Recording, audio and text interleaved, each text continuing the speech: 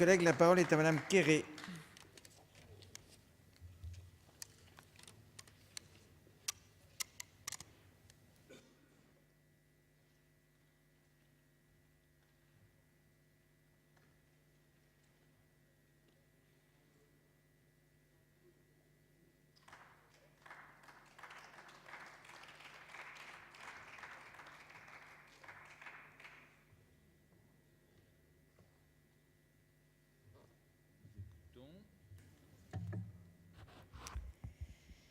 Merci, Monsieur le Président, Monsieur le rapporteur, Monsieur le ministre, mes chers collègues. Le changement de statut de la Poste d'établissement public en société anonyme fait peser de lourdes menaces sur le devenir de ce service public. Cela a été dit et redit, le service public postal est le premier service public de proximité. Son rôle est crucial pour la collectivité, tout particulièrement en milieu rural. Je vous rappelle que dans nos petites communes, au cœur de nos régions, bien souvent, la seule visite que reçoivent les personnes âgées et isolées, c'est la visite du facteur. Non seulement il amène le courrier, mais aussi le journal et parfois la pension. Le service public postal est l'affaire de tous. C'est un outil de proximité, d'égalité et de solidarité, notamment dans le cadre de sa mission en matière d'aménagement du territoire et de lien social. En voulant transformer la Poste en société anonyme, le gouvernement met en place la première étape d'une privatisation programmée.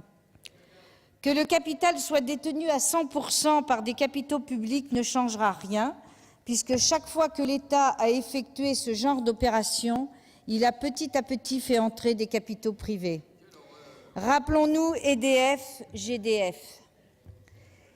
Il en est résulté des réductions massives d'emplois, des reculs dans la qualité des services. Toujours plus pour les actionnaires, rentabilité maximum contre l'intérêt général.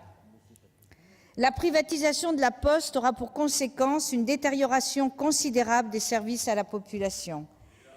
Les usagers seront les premières victimes. Il en résultera moins de tournées, moins de levées, entraînant de plus grands délais de distribution de courrier et d'autres, pas de remplacement des agents. Ça vous dérangerait pas de respecter quand on parle? Nous vous écoutons. Nous avons pu noter qu'en Europe, les privatisations postales ont engendré une baisse de qualité de service, une augmentation des tarifs et de nombreuses destructions d'emplois. N'oubliez pas, toutes les enquêtes d'opinion le notent, les Français sont très attachés au service public postal.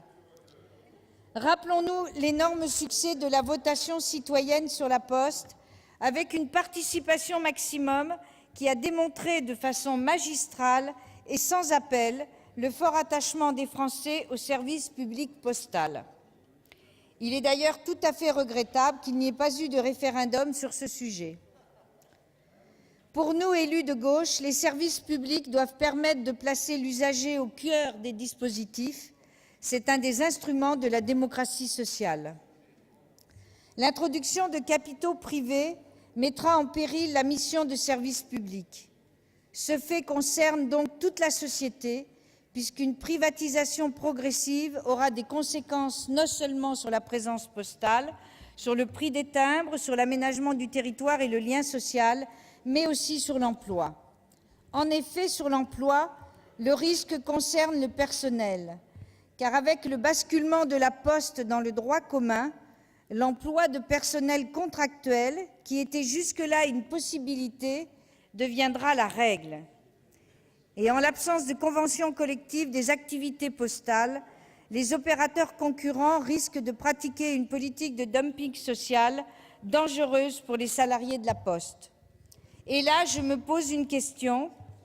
Les 2,7 milliards d'euros promis par l'État ne vont-ils pas surtout servir à financer un plan social? Depuis plusieurs années, vous avez organisé la dégradation du service postal avec des baisses du personnel, des fermetures de bureaux de poste, mais aussi la banalisation du livret A.